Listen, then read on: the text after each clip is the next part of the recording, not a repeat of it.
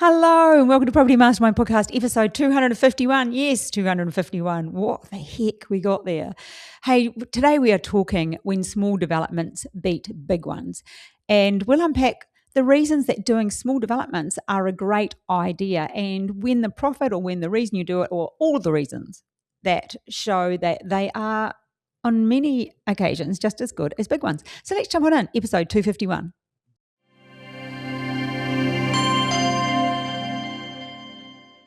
Hello and welcome to episode 251. A little bit of a different episode today. Today, Bob and I are doing it as a rapid fire for a couple of reasons. One, because it's early in the morning and we have to get this podcast to the editor because she's going away. And two, because Bob's got an appointment. So we thought, let's just make this rapid fire, question, answer, when small developments beat big ones. But before we do, giving the book away today to Eric Platt. Eric, in the post to you, mate. Look forward to meeting you one day soon. Okay. Bob, do we have a tip today? No tips. Rapid fire, no tips. Oh, there we go. The man's on a mission. So here we go. Rapid fire, Bob. When small developments beat big ones, are small developments underrated and do people really misunderstand them? Well, they can be. I mean, for me, anything that makes a profit is a good thing. And little ones can make a profit. You know that old fishing saying, small fish are sweet? Well, I think it applies to property development here too with small developments. Okay, question number 2. What is the most profitable small development you've seen and why did it work so well? Oh, okay. I can think of a few. You know, one always comes to mind. Remember, well, you know Anna Kate. She was in one of our earlier podcasts. She and her husband, Joel, optioned a property with the intention of developing it. They got a development permit. They bought well. They got a development permit and they flipped it. And they flipped it on for a $600,000 profit. Whoa. I mean, they didn't even get to develop it. Oh my gosh, how good is that? And it wasn't a big project. They just bought well and got a good DA fairly quickly and bang, out it went. So what made that highest and best use? Well, when the development never got to be the highest and best use in terms of the development, but I think buying well is always good. And getting the DA, there was a real shortage of stock in that area. And it was a site with a development permit and there's a few developers fought over. And it was great. I got the email. I was so excited. She sent me the email and said, couldn't believe it. We just flipped it. So what might other developers have done instead? Well, they might have gone on and developed it and you would have made more money going on and developing it. But if you think of, the time value of money, how quickly that money came in, it might have taken another year to develop it and sell it. And yeah, sure, you would have made more money, but goodness me, that was a quick turnaround of almost a non-development, well, partial development. Okay, next question, Bob. Where do people go wrong when trying to go bigger too early? Bigger too early, yeah. Well, capital. I think what you don't want to do when you're developing is put your last cent into a deal. Now, you have to put a certain amount of equity in, obviously, to meet the financier's requirement, but you don't want it to be the last cent. And that's what happens. Even though we've got a contingency built in for construction, typically 5% contingency, you just got no room for blowouts. It could be that you consume the 5% on the way through, or it might not be something that the financier lets you touch your contingency account for. So I think going in undercapitalised, stepping up to the next one, maybe doing 4 when you should have done 3 comfortably, that sort of thing. What advantages do smaller developments give you that people don't really appreciate? Well, it could be a quick turnaround is one of the things, depending on the type of development it is. But you're going to complete a small development quicker than you will a big one, and so you can be in and out of it. So that's an advantage. Of course, there's plenty of other advantages. Less capital required, therefore less risk required. All those reasons. Talk to me about speed. Speed. Well, when it comes to speed, typically the bigger the project, the longer it takes from a construction point of view. There's also some fast track ways of getting development permits. We've got CDCs in New South Wales, there's RiskSmart in Queensland and others. So if you can get a reasonably not too big project, I'll call it, and with a fast DA, so you get a fast DA, fast approvals, quicker build, in and out, fast, you're getting your money quicker. So if you're going to make, say, $400,000 profit out of a project and you could do it in 16 months compared to 24 months, then even though it's the same dollar amount of profit, the time value of money, meaning you get the money quicker in 16 months, it's more value, which means you can move on to the next one quicker. So, yeah, that's why smaller ones, particularly with fast track approvals, if you can combine the two, that's really good. Okay, someone who's a learner, should they start off with a small development first or a big one? I always start off smaller. Well, I mean, depending how wealthy you are, but really smaller, because like if you did, here's a comparison. If you did 3 townhouses versus 9 townhouses, now one's 3 times the size, but you're not going to learn any more out of doing 9 than you do out of doing 3. And so you're doing it quicker and safer while you're learning. Like you can learn so much about property development, and you need to know a certain amount before you start, and ideally have someone in your corner with experience. But doing your first development is fantastic. You'll learn. You still learn a lot by doing it. So make it an easy one, not too big. Don't stretch yourself. Don't stress yourself. And like I said, you'll learn as much out of a 3-pack as out of a 9-pack.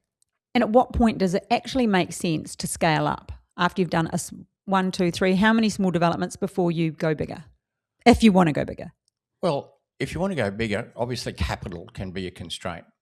So providing you've got the funds or you've got friends or investors or whatever to go the funds and you can go bigger, then once you've got that base experience, like I just said, 3 versus 9, let's say you did a 3-pack and you got a joint venture partner next time round or whatever, and you found a 6, you could step straight into that 6 because you've learned how to do a 3, you know how to do a 6. The numbers are double on just about everything. Oh, not quite double, really. But that's when you can step up. Same story though. Don't always keep that buffer in there. Don't stretch yourself too far on equity. Back to highest and best use. I'm trying to rapid fire these. How am I going? Well, you're going well. Okay. How am I going? I feel like you're racing. That's good. You're going good. I wish I'd read the questions first. So when it comes to highest and best use, bringing that into the real world, how is another way of determining highest and best use without looking at the numbers on paper? Yeah, so highest and best use, that's a term we use in property development, but typically you'll see it with valuers. And what that means is, what's the most we could do with this site? So from a development point of view, you could look at a site. Now, a site could have various options in terms of development. And so the highest and best use, well, the highest use isn't always the best use because we've got 2, I guess they're adjectives, are they? Highest use and best use. Is the highest use always the best use? The answer is no. Doing the most you can do isn't always the best. And you can have many uses on a block. I mean, I'm thinking of an 800-metre lot that you could build a house on in a particular zoning, right? Let's say it's zoned for townhouses. You can still build a house on it. An 800-metre townhouse lot, you can build a house. You can split it in half and do 2 lots and do 2 houses. You could do townhouses or you could do apartments. So there's 4 different uses on the same block of land. Feasibility is different for everyone. Therefore, the amount of equity you need, the amount of finance you're going to need is going to vary with each one. The risk level can vary as well. There's more risk in doing, say, 6 apartments versus 1 house on the same lot. And so it comes down to profit. So what we look at, we'd have to do, technically, if you did 4 feasibilities on that, you could compare them. And the things you'd be looking at is how much dollar profit do I make out of doing each of those 4 scenarios? What's the return on cost? Because you could have a situation on the more intense use where the dollar profit's higher, but your return on cost is lower.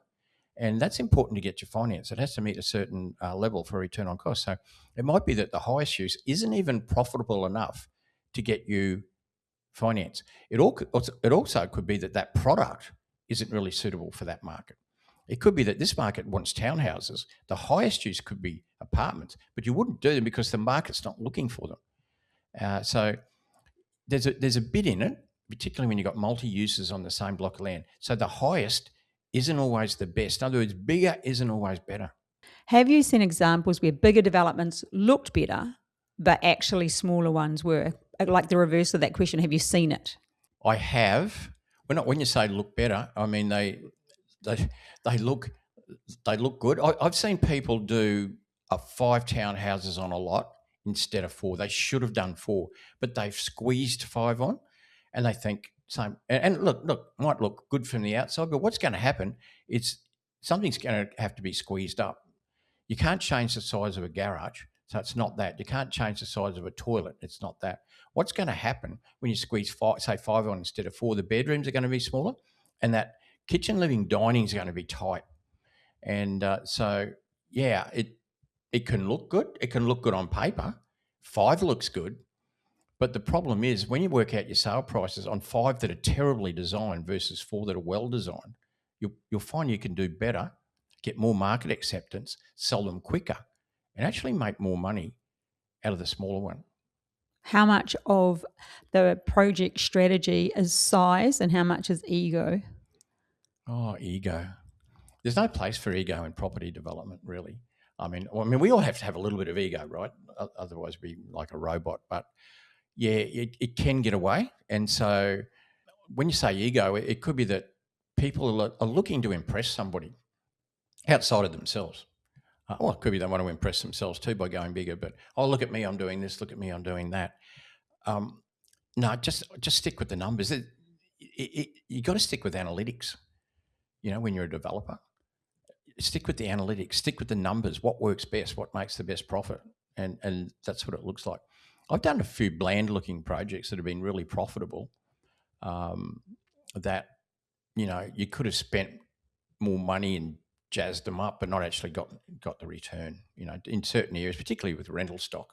If somebody has the capacity to do bigger projects, should they? Well, I think if they can back it with experience. So whether they've, like I said before, if you're going to do a 6-pack and you've already done a 3-pack, then that's fine to step up. But some people can just jump in deep end, I'll learn it on the run, I'll learn it off AI, I'll tap my friends on the shoulder, I'll learn somehow, and head into one that's a bit big financially. Yeah, so it's not just what you can afford. It's that level of experience. That's why like we said a little bit earlier, better to start off smaller and then work up. I think you've answered my next question there, Bob, because I want to say with someone starting out, what's the risk of choosing a project that's too big? Well, you could come unstuck. I keep going back to money, and that's what it can be. Sometimes often when people step up, they step up and they're really tight on the money. Like you have to have a certain amount of money to get the finance, sure.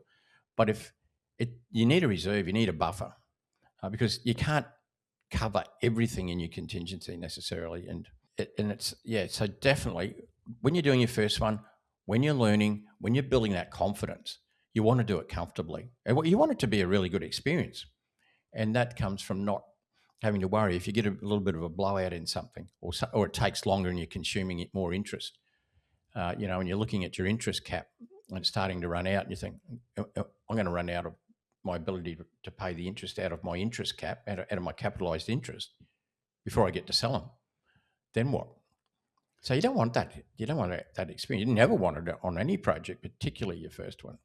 In your opinion, what is the smartest first deal somebody should do? Let's have a look at the type of projects you can do. A simple subdivision, that's one type of project. And then that could be just a subdivision of land. Generally, it's tough to make a profit out of a 2-lot subdivision. We need up to 3 and 4. It's a bit easier. But often when you do a 2-lot subdivision, you've got the option of building houses on 1 or 2 of the lots. So that's a good way to start. That's just a very simple 2-lot subdivision and building a house. That's about as simple as it gets. The subdivision part's good. That's a type of development in its own. And then building the house, well, it's pretty easy house building. Next step up would be something like a duplex. And lots of people start off and cut their teeth on duplexes, which really a duplex is just a big house with a wall up the middle and it ends up on 2 titles, or maybe small townhouse development. I'd keep away from apartments for a while until you build up more experience. They're very different cost structures. Just the whole thing, it's quite different. Whereas little subbies, duplex, small townhouses, 3 or 4 packs. That's really where you should be starting. But always make sure that you've got that buffer in terms of your capital. You need some in your back pocket.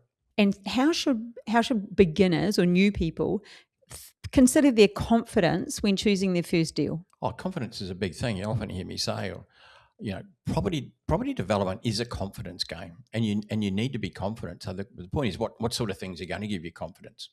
particularly on your first deal, well, we keep saying it, but I can't help it. Like education, if you're educating yourself and you've got a level of education, that's going to give you more confidence than if you think, oh, well, I'm just going to have a shot at it.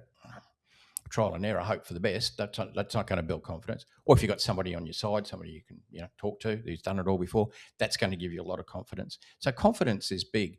But also, like I just said before about starting off smaller, having that buffer, knowing that if things go slow or whatever and you need some extra dollars, then you've got it.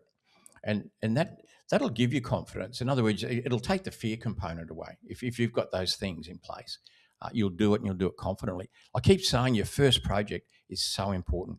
It's so important that you have a good experience. And a good experience isn't just making a profit, which is obviously a big reason why we do it.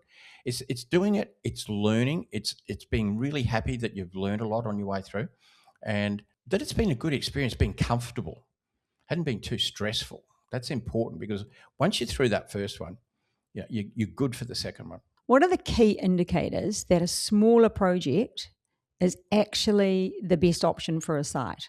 Well, going back a little bit to what we talked about before is running the numbers. So if I had a smaller project that gave me all those things that I talked about before, decent profit, decent return on cost to be able to get finance, I don't have to put every last cent in, versus something else I could do on the site where I could be stretched financially. I might have told you this before. In fact, I know I have. When I was starting out in property development, I met an old Italian builder.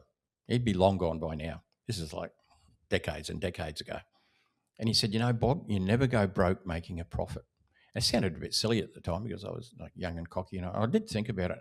And what he meant obviously was, if a profit is staring you in the face and there it is and it's simple and it's there, take it.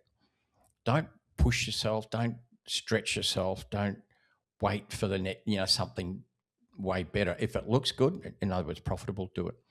And that's back to the question you just asked.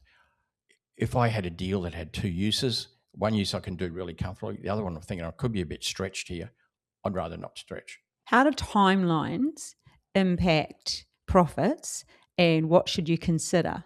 Well, timelines do affect profit in the respect that you're paying interest, and every day costs you money in interest. So the longer a project goes, the longer it's going to cost you in interest, which means your costs are up, your profit's down. You can't change the market. What you sell the product for is what the market will accept and buy it for. So what you've got to do is control your costs. So interest is it's a fairly solid cost over a 20, 24 month project. So so interest is important. That's a matter of keeping the whole project tight, really. How do you personally assess whether a deal is worth the complexity? Yeah, so some deals can be complex for sure. It's based on experience. I mean, you always have to. We keep saying to people, you need to just step a bit out of your comfort zone, not too far, and that's how you sort of build confidence. It's how you build experience, not staying in your little shelter. So some projects are more complex than others, but when you're starting out, I mean, they're not complex. They're probably one of those three I mentioned. Little subby, duplex townhouses. Nothing too complex about that. But when you step up, they can get a bit complex. I mean, the structures can be complex as well. Some of the things that we do in our own development company, from a structural point of view, are quite complex, and you work your way up to that stuff. The same as we did. We started off with simple things. My first project was a 4-lot subdivision. Didn't build anything other than the 4 lots. So, yeah, complexity is something that you just grow into, but ideally, if you've got someone you can tap on the shoulder about it as well. If you had to choose one large or multiple smaller projects over the next few years, which would you choose? Well, if I had the choice of doing multiple small projects at the same time or one larger one, I'd go the larger one, because what I talked about finance would be covered. So let's give an example. Let's talk about doing 3 4-pack townhouses at the same time you're doing a 12-pack. So there's 12 townhouses involved in that. Now, if I was to do 3 4-packs at the same time, it'd take me pretty much the same amount of money, the same amount of equity it would to do 12 as opposed to 3 4. So that's not a money thing. From the amount of time that it takes me, there's way less time in me project managing my project as a developer in doing 12 than there is in doing 3 lots of 4. So there'd be a big time saving. So there's no advantage either way on money. There's a big advantage on time for me. Managing 3 4-packs is almost 3 times 1 12-pack in a way, at least double. And so I'd be rather doing the 12. The actual profit you make out of the 3 4s versus the 12 would be similar. There are some economies of scale in doing 12, so I might make a little bit more profit out of the 12 than doing 3 4s, but it's not a big thing. But the time is big. The time's a big thing. And the time it takes to do a 12-pack isn't a lot longer than the 4s. What's different about doing a 12-pack and a 4-pack in time? The building. But you tend to use a different builder to do 12 than you do on 4. So it's not 3 times as long. It's probably about 1.6 or 1.7 times as long to build 12 as 4, because you use a different type of builder, using a biggest builder, a scaled up builder as well, with bigger teams of subcontractors and that sort of thing. So there is a time difference if you're doing 3 4s at the same time versus 12. But overall, I'd much rather do the 12. A big thing is my personal time to do it, because I could be doing something else. And the profit, everything else being similar, I would do 112 if it was compared to doing 3 4s at the same time. Okay, Bob, I've got one last question for you. Have you ever taken a project through and around halfway thought, oh my God, this should have been smaller? Not so much thinking about it should have been smaller. It should have been quicker. Yeah, that's the thing. With property development, thinking this thing was supposed to happen quicker than this, and it's not. So yeah, look, sometimes you think that. I've had projects go faster than expected as well, but it's the slow ones that that just. And even if you do everything right, things can happen. You've got no control over councils and how they go, and other things that can happen in the marketplace. Wildcard stuff can happen anytime, really. So, yeah, I can't think of it just on the spot anyway, the way you're shooting these things at me. One that I wished at half time I'd gone the other way.